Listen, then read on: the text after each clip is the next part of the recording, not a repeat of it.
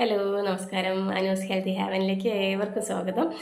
ഇന്ന് ഞാൻ പറയാൻ പോകുന്നത് നമ്മുടെ ചെറിയ കുട്ടികളെല്ലാം ഇന്ന് സ്കൂളിലേക്ക് പോവുകയാണ്. അപ്പം അവർക്ക് മെയിനായിട്ട് ബ്രെയിൻ ഫുഡാണ് ബ്രേക്ക്ഫാസ്റ്റ്. അത് കൊടുക്കാതെ ഒരു കാരണവശാലും അവരെ സ്കൂളിലേക്ക് വിടരുത്. അത് അവരുടെ അക്കാദമിക് പെർഫോമൻസിലും അതുപോലെ തന്നെ അവരുടെ ഫുൾ ഡേ എനർജി അത് ബാധിക്കും.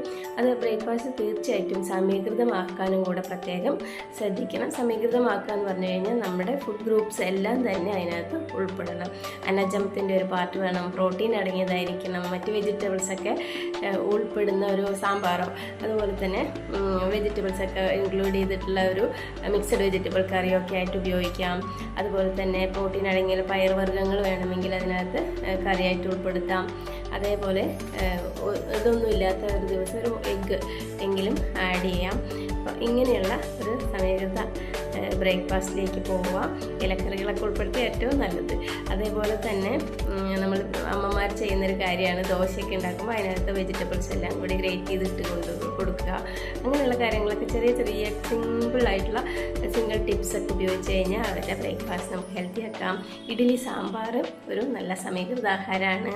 അതേപോലെ തന്നെ പുട്ടും കടലയും, പുട്ടും പപ്പടവും പുട്ടും പഞ്ചസാരയൊക്കെ കൊടുത്തു കഴിഞ്ഞാൽ അത് കിട്ടില്ല കേട്ടോ. പുട്ടും നമ്മുടെ കടല, പയർ, അങ്ങനെ പയറുവർഗ്ഗങ്ങളും ഒക്കെ ആയിട്ട് ഉപയോഗിക്കാം. പുട്ടിനകത്ത് നാളികേരം മാത്രം ഇടാണ്ട് കുറച്ച് വെജിറ്റബിൾസൊക്കെ ഗ്രേറ്റ് ചെയ്തിട്ടിട്ട് അതിന് നല്ല ഭംഗിയായിട്ടുള്ള സ്റ്റീം കേക്കാണെന്ന് ഉണ്ടാക്കിയതെന്ന് പറഞ്ഞാൽ മതി. അപ്പോൾ അവർ നന്നായിട്ട് കഴിക്കാനായിട്ട് അവരിഷ്ടപ്പെടും.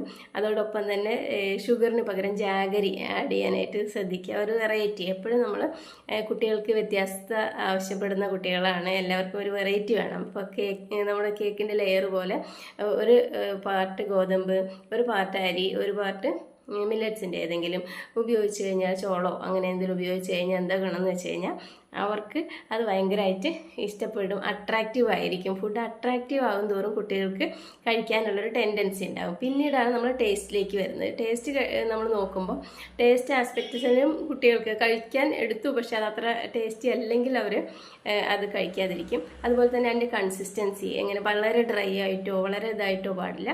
കുറച്ച് നല്ല സ്മൂത്തായിട്ടും അതോടൊപ്പം തന്നെ അവർക്ക് കഴിക്കാൻ ഇഷ്ടപ്പെടുന്ന ഒരു ഫുഡിന് എന്താണോ അതിൻ്റെ ഒരു പാകം, അത് അമ്മമാർക്ക് എന്തായാലും അറിയാം. അപ്പോൾ ആ രീതിയിലേക്ക് വേണം അതിനെ കൊണ്ടുവരാനായിട്ട്.